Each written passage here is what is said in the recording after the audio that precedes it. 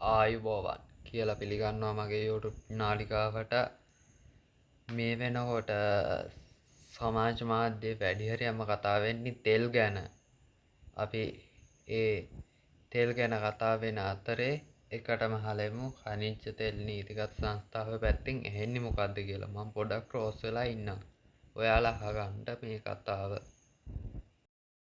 පොලේ තෙල් මිල තාම ශීඝ්‍රයෙන් ඉහළ යනවා. අපේ ලෝක වෙළඳ පොලේ මිල ඩීසල් මිල වැඩි වෙලා තියෙනවා 99%කින්. 99.9කින්. يعني 100කින් වැඩි වෙලා තියෙනවා. පෙට්‍රල් මිල 92 මිල වැඩි වෙලා තියෙනවා 75කින්. ඒතර බොර තෙල් මිල වැඩි වෙලා තියෙනවා 37කින්. අපිට කියන්න බෑ තාම යුද්ධය මොන පැත්තට යනවද කියලා. මේ කලාපයේ නෙවෙයි මුළු ලෝකයේම සියලුම දෙනා මේ වෙනකොට තමන්ගේ මිල වැඩි කරලා තියෙනවා. 27 වෙනිදා ඉඳගෙන මේ වගේ 100කින් තෙල් මිල වැඩි වෙනවා කියන එක කාටවත් ප්‍රෙඩික්ට් කරන්න වෙලා තිබුණේ නැහැ. එතකොට දැන් තියෙන්නේ ඒ ආපු නැව්වල තෙල්. ඊට පස්සේ මම පෙන්නන්නම් ජනතාව කලබල වෙලා පහුගිය සතිය තුල 9 වෙනිදා වෙනකොට ඩීසල් පාවිච්චි කරලා තියෙනවා මෙට්‍රික් ටන් 59200ක්.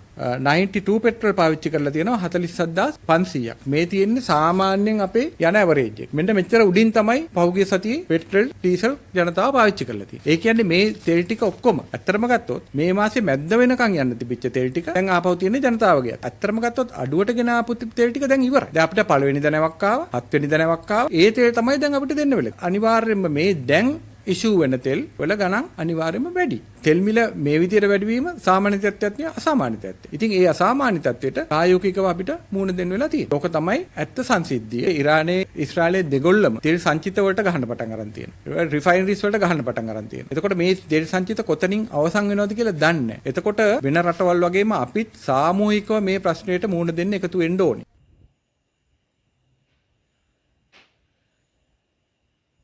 එතකොට ඒ වගේම ඊයේ රෑ වෙනකොට අලුතෙන්ම ගෑස් මිල සංශෝධනය වුණා. ඒකත් මම මේක අවසානයේදී දාන්න. ඒකත් බලන්න පුළුවන් වෙයි ඔයගොල්ලන්ට. දැන් අපි කරන්න ඕනි රෝහල් වලටයි ඊට පස්සේ අවශ්‍ය දේවල් වලට විතරක් ඉන්ධන වියදම් කරන එක මිසක් නිකන් ඉන්ධන වියදම් කර නිකන් තෙල් පුච්චන එක නෙවෙයි. ඉන්ධන අපි පරිස්සම් කරගන්න ඕනි.